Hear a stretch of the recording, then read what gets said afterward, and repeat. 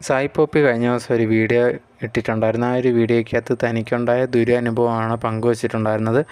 സംഭവം എന്ന് പറഞ്ഞാൽ വൈഫും കുട്ടിയായിട്ടൊക്കെ വെളിയിൽ എവിടെ പോയിട്ട് തിരിച്ച് വരുന്ന വഴിക്കുണ്ടെങ്കിൽ റോഡിൽ വെച്ചിട്ട് ഇവർ വന്ന കാറിന് ഓപ്പോസിറ്റ് മുമ്പിലായിട്ട് നിന്നിട്ട് ഒരുത്തനുണ്ടെങ്കിൽ വടിയൊക്കെ വെച്ചിട്ട് കാറിന് അടിക്കാനൊക്കെ നോക്കിയിട്ടുണ്ടായിരുന്നു. അവരുണ്ടെങ്കിൽ പതുക്കെ സൈഡ് എടുത്തൊക്കെ പോകാൻ ശ്രമിച്ചെങ്കിൽ ഇവൻ ഇങ്ങോട്ട് വന്ന് അടിക്കുന്നുണ്ടായിരുന്നു.